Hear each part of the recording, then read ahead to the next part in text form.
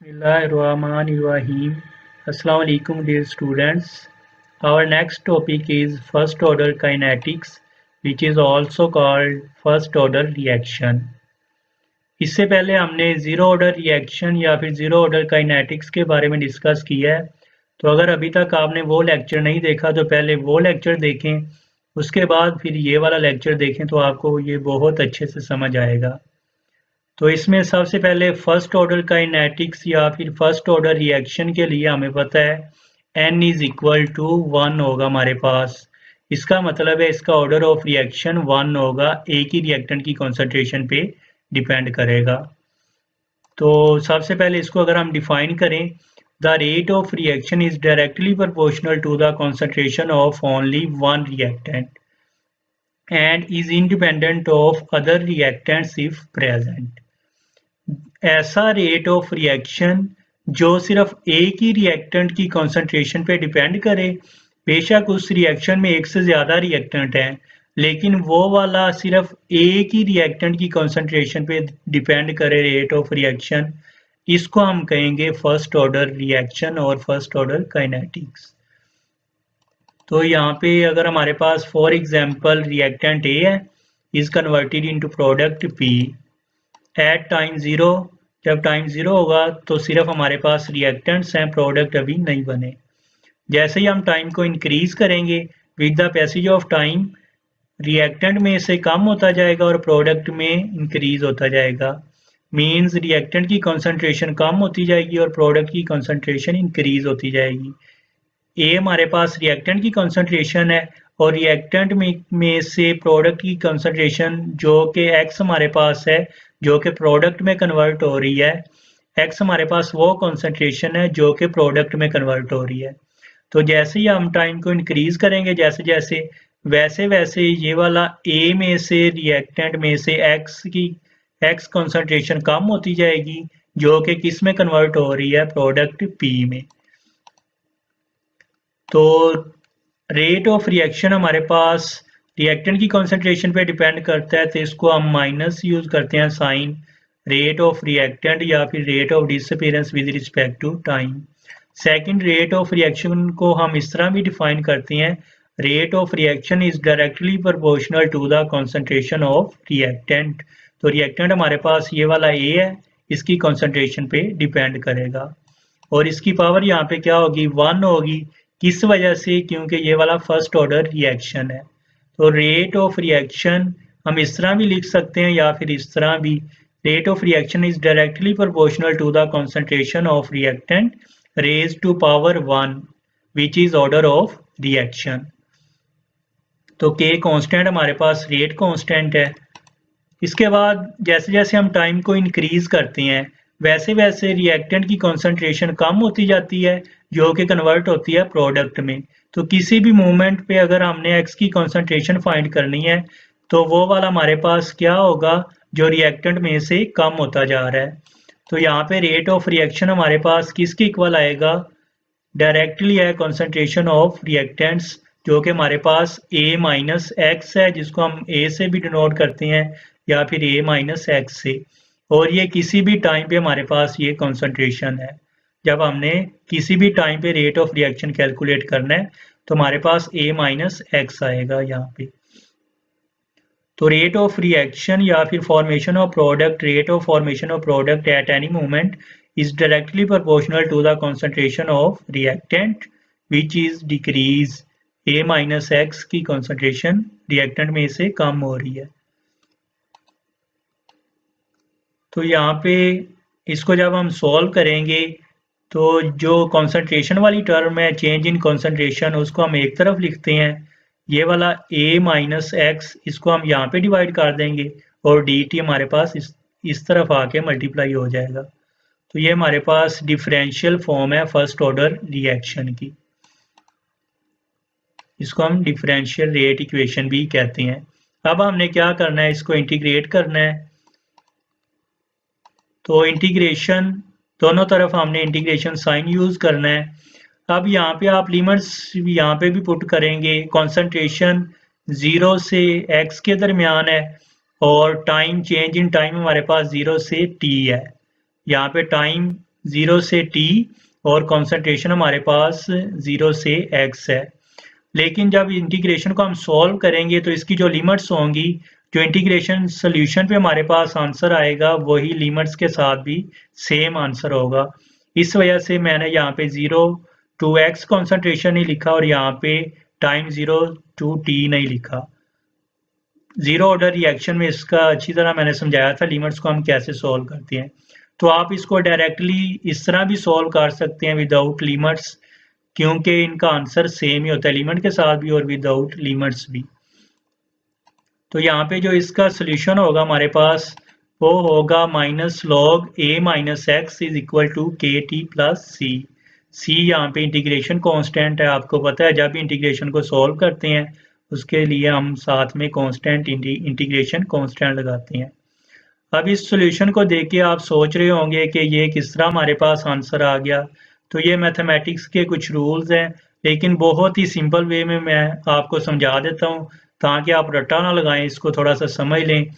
जो भी हमारे पास नीचे फंक्शन होता है इंटीग्रेशन में, जो भी हमारे पास फंक्शन है और अगर यहाँ पे ऊपर इसका डेरिवेटिव हो तो तब उसके साथ हम लॉग लिखते हैं और साथ में फंक्शन लिखते हैं। अब इसका डेरिवेटिव क्या होगा हमें किस तरह पता चलेगा वो थोड़ा सा आपको बता देता हूँ। फॉर एग्जाम्पल इसका हमने डेरिवेटिव चेक करना है a माइनस एक्स का, तो डेरिवेटिव के लिए हम यूज करते हैं d ओवर डी एक्स। ठीक है, यहाँ पे x के विद रिस्पेक्ट हम कर रहे हैं तो इस वजह से यहाँ पे d ओवर डी एक्स हम लिखेंगे, derivative with respect to x। तो इसको जब हम सॉल्व करेंगे डेरिवेटिव को, ये इसके साथ भी सॉल्व होगा, मल्टीप्लाई होगा और डेरिवेटिव इसके साथ भी मल्टीप्लाई होगा, माइनस इसके साथ भी हमने मल्टीप्लाई किया और इसके साथ भी मल्टीप्लाई किया।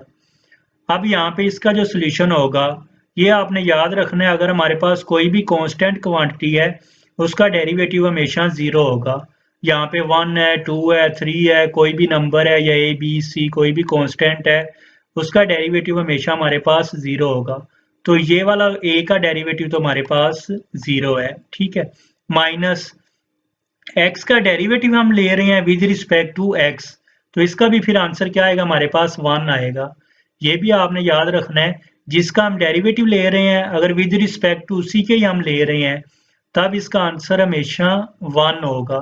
तो ये माइनस है, साथ में माइनस, वैसे ही derivative of x with respect to is equal to 1, इसका डेरिवेटिव हमारे पास 1 होगा। तो फिर इस इक्वेशन का a माइनस एक्स का डेरिवेटिव हमारे पास क्या आया, 0 minus 1 is equal to minus 1। तो अब यहाँ पे देखें नीचे फंक्शन अगर ऊपर इसका डेरिवेटिव हो, इसका डेरिवेटिव ऊपर क्या होना चाहिए, माइनस 1। तो तब हम क्या लिखेंगे, इसको जब सॉल्व करेंगे इंटीग्रेशन को लॉग लिखेंगे और उसके साथ ये फंक्शन लिखेंगे। लेकिन यहाँ पे ऊपर अब माइनस 1 नहीं है, तो माइनस हम किस तरह बनाएं। सिंपल आप क्या करें, माइनस से बाहर भी हमने मल्टीप्लाई कर दिया और अंदर भी। मल्टीप्लीकेशन में आपको पता है माइनस माइनस प्लस होती हैं, तो इसका इस पे कोई इफेक्ट नहीं होगा। तो माइनस हमने यहाँ भी लिख दिया और यहाँ भी लिख दिया। अब यहाँ से देखें नीचे फंक्शन है, ऊपर इसका डेरिवेटिव है, तो अब हमारे पास इसको इंटीग्रेशन को हम इजीली सॉल्व कर सकते हैं। नीचे फंक्शन भी मिल गया, ऊपर इसका डेरिवेटिव भी मिल गया, तो उसके साथ हम जस्ट लॉग लिखेंगे और साथ में ये वाला नीचे जो फंक्शन है वो लिखेंगे। और ये जो बाहर में माइनस है वो हमारे पास वैसे ही है, क्योंकि नीचे फंक्शन ऊपर डेरिवेटिव, इसका तो सोल्यूशन हमारे पास log a माइनस एक्स आ गया, लेकिन जो बाहर माइनस है इसको हम वैसे ही साथ लिखेंगे, ये साथ मल्टीप्लाई होगा। तो इसके लिए आपने इंटीग्रेशन में ये भी एक इम्पोर्टेंट चीज याद रखनी है कि जहाँ पे भी इंटीग्रेशन होगी वहाँ पे डेरिवेटिव इसका लाजमी होगा, ये dx उसके साथ लाजमी पड़ा होगा या dt होगा या dx, कोई भी डेरिवेटिव साथ इंटीग्रेशन के लाजमी होता है। तो होप कि आपको ये समझ आई होगी। इसके अलावा भी अगर आप खुद से प्रैक्टिस करें एक दो एग्जांपल्स की तो आपको समझ आ जाएगी। किसी भी इंटीग्रेशन में नीचे फंक्शन हो, ऊपर इसका डेरिवेटिव हो, तो इसकी इंटीग्रेशन को जब आपने सॉल्व करना है तो क्या करना है, लॉग और साथ में नीचे वाला फंक्शन लिख देना है जस्ट। तो इस तरह ये इसका हमारे पास सोल्यूशन आया है। इसके बाद ये वाला इसका आपको पता ही है, जीरो ऑर्डर में आपने देखा है डेरिवेटिव और इंटीग्रेशन एक दूसरे के ऑपोजिट हैं, तो ये कैंसिल हो जाएंगे डेरिवेटिव से इंटीग्रेशन, यहाँ पे जस्ट t बचेगा। तो k और इसके साथ ये t बचेगा, kt हमारे पास आ जाएगा। और c इंटीग्रेशन कांस्टेंट जब इसको हम सोल्व करते हैं, यहाँ पे हमारे पास नीचे भी एक फंक्शन था, उस वजह से ये डिफरेंट रूल हमने लगाया है। यहाँ पे सिंपल डेरिवेटिव से इंटीग्रेशन कैंसिल हो गया, तो ये हमारे पास इसका आंसर जो हमने minus log a minus x आ गया। उसके बाद c की वैल्यू हम कैसे कैलकुलेट करते हैं, ये भी जीरो ऑर्डर में हमने कैलकुलेट की है। इसके लिए हम इनिशियल कंडीशन पुट करेंगे, जब टाइम हमारे पास जीरो था यहाँ पे और सिर्फ रिएक्टेंट था, प्रोडक्ट x जीरो था, तो इनिशियल कंडीशन जब हमने फाइंड करनी है, c फाइंड करने के लिए इनिशियल कंडीशन पुट करनी है, तो टाइम जीरो था हमारे पास और प्रोडक्ट की कॉन्सेंट्रेशन भी जीरो थी। तो यहाँ पे पुट करें t की जगह पे जीरो और x की जगह पे भी जीरो, तो x की जगह पे जीरो और ये t की जगह पे भी जीरो, बाकी सेम है। यहाँ पे ये फंक्शन जीरो हो जाएगा, k मल्टीप्लाई बाय जीरो, और ये माइनस लॉग a बचेगा। माइनस जीरो ये तो खत्म हो गया ना, माइनस लॉग a बचेगा। इसका मतलब है c is equal to minus log a। ये वैल्यू हमारे पास बची c is equal to minus log a। इसको हम इक्वेशन नंबर 3 में c की जगह पे यहाँ पे पुट कर देंगे। तो यहाँ पे देखें ये वाली इक्वेशन वैसे ही है, जस्ट c की जगह पे हमने क्या किया, माइनस लॉग a को पुट कर दिया। इसके बाद अगर इसको हम सॉल्व करें, ये माइनस लॉग a है, इधर आके क्या हो जाएगा, प्लस हो जाएगा। तो ये वाला लॉग a इधर आके प्लस हो गया, बाकी इक्वेशन हमारे पास वैसे ही है। नेक्स्ट में अगर लॉग माइनस में दिया हुआ है, सेपरेट लॉग दरमियान में माइनस है, तो इसको जब भी हम सॉल्व करते हैं, कोई भी हमारे पास सेपरेट टू लॉग वैल्यूज दी हुई हैं और दरमियान में माइनस है, जब इसको हमने सिंगल लॉग में लिखना है तो a माइनस की जगह पे हम क्या यूज करेंगे, डिवाइड यूज करेंगे। ठीक है, लॉग की ये प्रॉपर्टी होती है, अगर ये सेपरेट दोनों फंक्शन है और माइनस हो रहे हैं, तो हम क्या करेंगे, सिंगल लॉग में जब लिखेंगे पहले ये वाली वैल्यू माइनस की जगह पे हम डिवाइड लगा देंगे, तो ये हमारे पास हो गया log a ओवर b। बिल्कुल इसी तरह ये वाला फंक्शन फिर कैसे लिखेंगे, सिंगल लॉग में सिंगल लॉग लिखेंगे और ये हमारे पास a ऊपर आ जाएगा और माइनस की जगह पे डिवाइड में ये वाला a माइनस एक्स आ जाएगा हमारे पास। तो ये भी इंपॉर्टेंट पॉइंट है, ये भी आप अच्छे से याद रखें इसको। इसके बाद ये जो सोल्यूशन अभी हमने निकाला है, इसको फर्दर आगे अगर हम ड्राइव करें तो यहाँ पे k किसके इक्वल होगा, ये वाला t भी इधर आके डिवाइड हो जाएगा, 1/t हो जाएगा। ठीक है, इसके बाद ये हमारे पास नेचुरल लॉग है, अगर इसको हमने कॉमन लॉग में कन्वर्ट करना है तो उसके लिए हम 2.303 से इसको मल्टीप्लाई करेंगे। तो ये 2.303 से हमने मल्टीप्लाई किया तो ये कॉमन लॉग में आ गया। इसको आप इस तरह भी देख सकते हैं, कोई भी हमारे पास लॉग में फंक्शन है, जब नेचुरल लॉग से आपने इसको कॉमन लॉग में कन्वर्ट करना है तो उसके लिए 2.303 से इसको मल्टीप्लाई करेंगे। तो हमने जस्ट नेचुरल लॉग की जगह पे कॉमन लॉग में जब इसको कन्वर्ट किया तो 2.303 से इसको मल्टीप्लाई कर दिया। तो ये वाली हमारे पास इंटीग्रेटेड फॉर्म है फर्स्ट ऑर्डर की इक्वेशन नंबर 4, ये वाली। इसके बाद इसके करैक्टरिस्टिक्स भी वही हैं जो जीरो ऑर्डर में हमने किए हैं। तो यहाँ पे फर्स्ट ऑर्डर के लिहाज से देखते हैं क्या बनेंगे। सबसे पहले इसके यूनिट्स, ये फाइनल इक्वेशन हमारे पास, तो यहाँ पे देखें टाइम और ये वाला कॉन्सेंट्रेशन, तो यहाँ पे ये कॉन्सेंट्रेशन है, नीचे भी कॉन्सेंट्रेशन ही है, इनिशियल कॉन्सेंट्रेशन और ये concentration at any time, any moment of time. तो कॉन्सेंट्रेशन और कंसंट्रेशन दोनों का यहाँ पे यूनिट अगर हम लिखें, इसका भी मोल पर डेसीमीटर क्यूब और इसका भी मोल पर डेसीमीटर क्यूब। कॉन्सेंट्रेशन का यूनिट तो मोल पर डेसीमीटर क्यूब ही होगा ना, चाहे वो इनिशियल है चाहे किसी भी मूवमेंट पे हम कैलकुलेट कर रहे हैं। तो टाइम का यूनिट क्या होता है, सेकंड होता है। ठीक है, तो ये मोल पर डेसीमीटर क्यूब से मोल पर डेसीमीटर क्यूब कैंसिल हो जाएंगे, जस्ट हमारे पास क्या बचेगा, सेकंड, और ये जब ऊपर जाएगा तो ये क्या बन जाएगा, पर सेकंड। तो ये पहले भी हमने ऑर्डर ऑफ रिएक्शन में भी कैलकुलेट किया था कि फर्स्ट ऑर्डर का हमारे पास जो रेट होता है वो वाला पर सेकंड होता है, तो यहाँ से हमने डेरिवेशन के जरिए भी इसको कैलकुलेट कर लिया। तो फर्स्ट ऑर्डर का बहुत इंपॉर्टेंट, फर्स्ट ऑर्डर का यूनिट पूछ लेते हैं क्या होता है। तो इसका यूनिट क्या होगा, पर सेकंड। इसके बाद ग्राफिकल रिप्रेजेंटेशन, ये भी हम इक्वेशन नंबर 4 को यूज करते हैं। तो यहाँ पे आपने एक बात नोट रखनी है, जो भी हमने ऑर्डर ऑफ रिएक्शन पढ़ने हैं उसमें आपने जो भी ग्राफ बनाना है, कंसंट्रेशन हमारे पास y एक्सिस में होगी और टाइम हमारे पास x एक्सिस में होगा। पीछे जीरो ऑर्डर में भी हमने इस तरह ही कैलकुलेट किया है, with the passage of time हम कंसंट्रेशन को कैलकुलेट करते हैं जो कि चेंज होती है। तो यहाँ पे देखें, ये कंसंट्रेशन है, ये हमारे पास फॉर एग्जांपल यहाँ पे ही रहे y एक्सिस पे, और इसको अगर हमने x एक्सिस पे लेके जाना है तो ये टाइम इधर आके मल्टीप्लाई हो जाएगा और ये जो है कांस्टेंट क्वांटिटी हमारे पास ये यहाँ पे डिवाइड हो जाएगी। तो ये वाला हमारे पास वैल्यू वैसे ही है log a over a minus x, जो हम y एक्सिस पे कंसंट्रेशन लिखते हैं और x एक्सिस पे हमारे पास टाइम होता है। तो टाइम ये इधर आके मल्टीप्लाई होगा, 2.303 इसके साथ डिवाइड हो जाएगा। तो ये टाइम हमारे पास। अब जो ग्राफ मैंने आपको समझाया था जीरो ऑर्डर में, अगर आपने वो लेक्चर नहीं देखा तो पहले वो ग्राफ की प्रैक्टिस करें, हम ग्राफ कैसे ड्रॉ करते हैं। ये हमारे पास y है, y एक्सिस पे वैल्यू है कंसंट्रेशन और x एक्सिस पे हमारे पास टाइम होता है और m ये इसको हम कहते हैं स्लोप। तो यहाँ पे हमारे पास कांस्टेंट नहीं है इसके साथ कोई भी, तो इसका ग्राफ फिर किस तरह बनेगा, देख के ही आप बता सकते हैं कि इसका ग्राफ भी स्ट्रेट लाइन बनेगा। तो यहाँ पे देखें, y एक्सिस पे हमारे पास concentration log a over a minus x और x एक्सिस पे टाइम है और इसकी जो स्लोप है k ओवर 2.303। ओरिजिन से ये ग्राफ बनेगा। इसका मतलब है कंसंट्रेशन डायरेक्टली है टाइम के साथ, रेट ऑफ रिएक्शन या फिर concentration of reaction is directly proportional to the time. जब डायरेक्टली होंगे तो ये स्ट्रेट लाइन इस तरह बनेगी। इसके बाद इसकी हाफ लाइफ अगर हमने कैलकुलेट करनी है, पहले भी हमने डिफाइन किया है कि वो वाला टाइम जहाँ पे ओरिजिनल कंसंट्रेशन से हाफ वैल्यू हो जाए कंसंट्रेशन की, उसको हम कहेंगे हाफ लाइफ टाइम।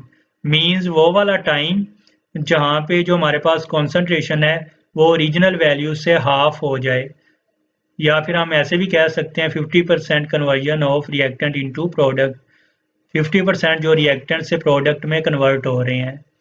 तो इनिशियल कंसंट्रेशन हमारे पास A है, तो किसी भी टाइम पे हाफ लाइफ पे जब इसकी कंसंट्रेशन होगी A से हाफ हो जाएगी, ठीक है, मींस ओरिजिनल कंसंट्रेशन से ये हाफ हो गई है। हाफ को हम 0.5 के इसकी वैल्यू जब कैलकुलेट करें 1/2 तो वो 0.5 ही आएगा। तो फाइनल इक्वेशन हमारे पास ये थी, इसमें हम जस्ट x की जगह पे 0.5a पुट कर देंगे और जहाँ पे t है वो t हाफ होगा हमारे पास। तो ये t हाफ और यहाँ पे x की जगह पे 0.5a। तो यहाँ पे देखें, t हाफ हमने कैलकुलेट करना है, ये वाला इधर आ जाएगा तो k इसकी जगह पे आ जाएगा, यहाँ पे दोनों इंटरचेंज हो जाएंगे क्योंकि हाफ लाइफ हम कैलकुलेट कर रहे हैं। तो t यहाँ पे आ गया और k इसकी जगह पे आ गया, ठीक है। तो यहाँ पे x की जगह पे 0.5 है। a में से अगर हम हाफ a को माइनस करें तो हमारे पास हाफ a बचेगा, ठीक है। यहाँ पे देखें ये 0.5 a मीन्स हाफ a हमारे पास बच गया, बाकी वैसे ही है। इसके बाद अगर a में से a को हम डिवाइड करें हाफ a के साथ या फिर 0.5 a के साथ, तो तब हमारे पास आंसर 2 आएगा, ठीक है। अगर आप a को डिवाइड करो हाफ a के साथ तो इसका आंसर हमारे पास 2 आएगा। और जब हम log 2 की वैल्यू कैलकुलेटर से कैलकुलेट करेंगे और 2.303 के साथ मल्टीप्लाई करेंगे तब हमारे पास आंसर आएगा 0.693। अब ये बहुत ही इंटरेस्टिंग पॉइंट है, half life is independent of the initial concentration of reactant for first order. अब यहाँ पे इनिशियल कॉन्सेंट्रेशन कहीं भी नहीं लिखा हुआ, कहीं भी नहीं लिखा हुआ। इसका मतलब है हाफ लाइफ इनिशियल कॉन्सेंट्रेशन पे डिपेंड नहीं करता फर्स्ट ऑर्डर में, लेकिन जीरो ऑर्डर में क्या था, हाफ लाइफ डायरेक्टली था इनिशियल कॉन्सेंट्रेशन ऑफ रिएक्टेंट्स। तो ये भी जीरो ऑर्डर रिएक्टेंट्स और फर्स्ट ऑर्डर जो हमारे पास काइनेटिक्स हैं, जीरो ऑर्डर रिएक्शन है और फर्स्ट ऑर्डर रिएक्शन है, ये भी एक बहुत बड़ा डिफरेंस है। उसका हाफ लाइफ इनिशियल कॉन्सेंट्रेशन पे डिपेंड कर रहा है रिएक्टेंट्स की, लेकिन फर्स्ट ऑर्डर रिएक्टेंट की इनिशियल कॉन्सेंट्रेशन पे डिपेंड नहीं कर रहा। यहाँ पे ये रेट कांस्टेंट के पे डिपेंड करेगा। इसके बाद अगर इसकी हम एग्जांपल्स देखें, डीकम्पोजिशन ऑफ नाइट्रोजन पर पेंटाऑक्साइड, तो यहाँ पे इसका ऑर्डर ऑफ रिएक्शन 1 है। एक्सपेरिमेंटल जब इसका करेंगे हम वैल्यू देखेंगे तो एक्सपेरिमेंट के ज़रिए इसका आंसर 1 आता है, क्योंकि ये रिएक्टेंट यहाँ पे एक ही है तो ये पावर में एक ही होगी रेट इक्वेशन जब इसकी हम लिखेंगे। तो यहाँ पे भी हाइड्रोजन पर ऑक्साइड इसको डीकम्पोज करें, इसका भी ऑर्डर ऑफ रिएक्शन 1 है, क्योंकि यहाँ पे भी एक ही रिएक्टेंट की कॉन्सेंट्रेशन पे रेट डिपेंड करेगा। रेट ऑफ रिएक्शन आपको पता ही है कैसे निकालते हैं, डायरेक्टली लिखते हैं कॉन्सेंट्रेशन ऑफ रिएक्टेंट के। तो कुछ रेडियो एक्टिव डिकेज भी हैं जो कि फर्स्ट ऑर्डर पे डिपेंड करते हैं, फर्स्ट ऑर्डर को फॉलो करते हैं, जैसा कि ये वाला यूरेनियम का रिएक्शन है तो इसका भी ऑर्डर ऑफ रिएक्शन 1 होगा। तो ये वाला फर्स्ट ऑर्डर रिएक्शन ये भी इम्पोर्टेंट है, स्पेशली इसके जो यूनिट्स होते हैं या फिर हाफ लाइफ होता है, इसमें से एमसीक्यूज आते हैं, तो इसके भी अच्छे से आप नोट्स बना लें। और इसमें जो मैथमेटिक्स वाले स्टेप्स हैं मैंने कोशिश की है आपको समझाने की, तो उसको रटा लगाने की बजाय समझने की कोशिश करें। सिर्फ 2-3 फार्मूलाज यूज़ होते हैं मैथमेटिक्स के इस चैप्टर में, वही आगे भी आपको फर्दर काम आएंगे, तो उसकी प्रैक्टिस भी करें डिफरेंट एग्जाम्पल के ज़रिए। कोई भी क्वेश्चन है अगर इसमें से तो आप कमेंट्स में पूछ सकते हैं। Thank you.